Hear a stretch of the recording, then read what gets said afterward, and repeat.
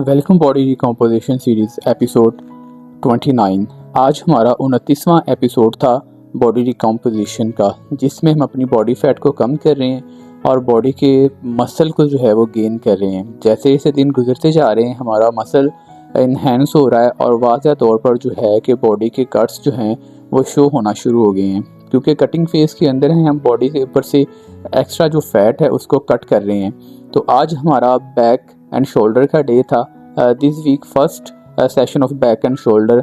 आज इस वीक का दूसरा दिन है और जो है कि इसमें अपने बैक और शोल्डर को ट्रेन करने वाले हैं, जिसमें हमने सबसे पहले लैट पुल डाउन के 3 सेट किए, उसके बाद रॉस के जो है हमने 3 सेट किए, जिसके साथ हमने जो है डीबी रॉस के 3 सेट किए, जिसके साथ हमारा जो है वो बैक का वर्कआउट कंप्लीट हो गया। किसी भी मसल ग्रुप के 2 से 3 सेट जो होते हैं उस मसल की ग्रोथ के लिए इनफ होते हैं। आप कभी भी एक ही मसल के 5 से 6 सेट जो है वो नहीं लगाने चाहिए, क्योंकि उसमें मसल ग्रो करने के जो चांसेस होते हैं वो बहुत कम होते हैं। इसलिए मैं हर रोज़ एक मसल के 2 से 3 सेट जो है वो परफॉर्म करता हूँ, ताकि मेरा जो मसल है वो ठीक तरीके से रेस्ट भी ले, उसमें फटीग भी आए और वो ग्रो भी हो। 28 डेज़ के अंदर हमने अपने मसल को काफ़ी हद तक जो है वो ग्रो किया है। ये डीबी रॉस के हमने 3 सेट किए हैं, जिसमें बिल्कुल जो टारगेटेड मसल है उसको माइंड में रख के उसका कनेक्शन बना के हम उसके साथ जो है डंबल्स को लिफ्ट करते हैं। तो इसके साथ हमने साथ ऐड किया शोल्डर के वर्कआउट को। शोल्डर के लिए हमने जो है वो 30 kg के साथ जो है वो ओवरहेड जो है वो सेट परफॉर्म किया।